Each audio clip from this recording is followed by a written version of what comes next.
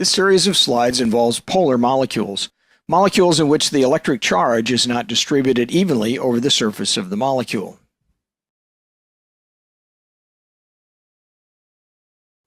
It's important to know about polar molecules because their polarity controls such important properties as their solubility in water or other solvents, their melting points, and their boiling points. In a polar molecule, electron density accumulates to one side of the molecule. That has the effect of making one side of the molecule negative and leaving the other side positive. Hydrogen fluoride is a polar molecule. The hydrogen atom has a partial positive charge, as indicated by the plus delta on the model. Fluorine is partially negatively charged. This is also illustrated by the electrostatic potential surface for the molecule. A red color indicates a partial negative charge, and a blue color indicates a partial positive charge. In order for a molecule to be polar, there are two criteria that must be fulfilled. First, the bonds must be polar, and second, the structure of the molecule cannot be symmetrical. We'll look at each of these things in turn. A bond will be polar if one atom of the bond has a greater share in the electron density of the bond than the other atom. How can we predict that? We can do so if we know their relative electronegativities, the subject of the next couple of slides. The electronegativity is the ability of an atom in a molecule to attract electrons. In the case of the hydrogen fluoride molecule, F has a much greater electronegativity than H. How did we know that? Let's look at the periodic table and the trends in electronegativity values. Electronegativity values have been evaluated for most of the elements in the periodic table. Metals, as expected, have relatively low values. They're relatively poor at attracting electrons. Metalloids are intermediate in their ability to attract electrons, and so they have intermediate values, something around 2 or so. The best electron attractors are the nonmetals, particularly nitrogen, oxygen, fluorine, chlorine, and they have the highest values of electronegativity. The general trend in electronegativity is increasing across the periodic table and increasing up a group in the periodic table. These are the electronegativity values with which you should be most familiar. After all, these are the elements from which we're going to build most of the molecules we're interested in. Notice that fluorine has the maximum possible value of 4. Hydrogen, 2.2, carbon, 2.5, nitrogen, 3, oxygen, 3.5. Let's consider the polarity of the bonds in the simple molecule methanol. All of these bonds are polar, because in each case, the electronegativity of one atom is greater than the other. Carbon is greater than hydrogen, oxygen is greater than carbon, oxygen is greater than hydrogen. What's the most polar bond in the molecule? The greatest difference in electronegativity is between oxygen and hydrogen. That's the most polar bond. Our objective is to decide if a molecule is polar or not.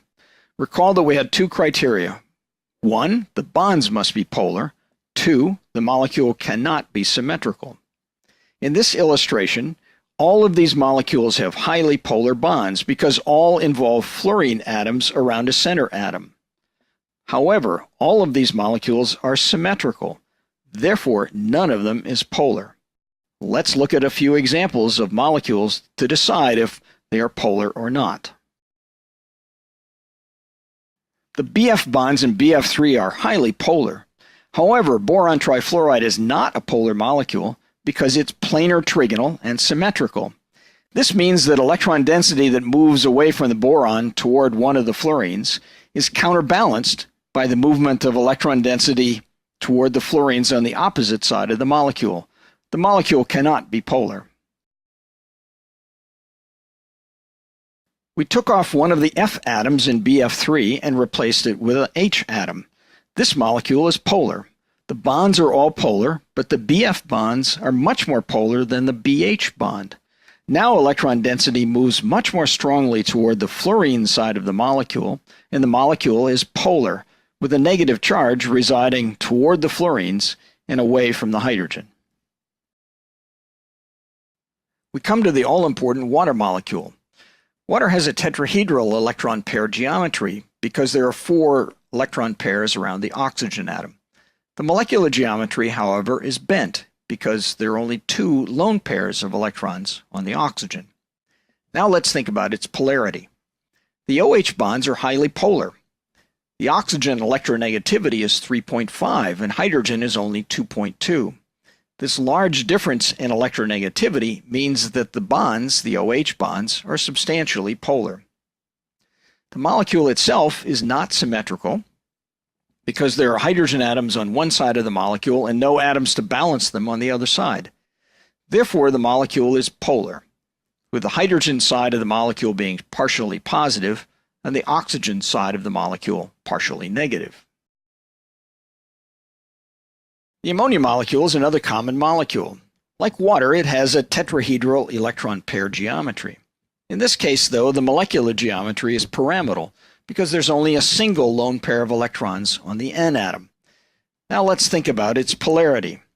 The NH bonds are quite polar. N has an electronegativity of 3 and hydrogen of 2.2, and so electrons are moving relatively strongly away from the hydrogen and toward the nitrogen. The ammonia molecule is not symmetrical, and so is a polar molecule, with the N atom negatively charged and the H atoms positively charged. Our last example is CH2Cl2. The molecule also has a tetrahedral molecular geometry. All of the bonds are polar.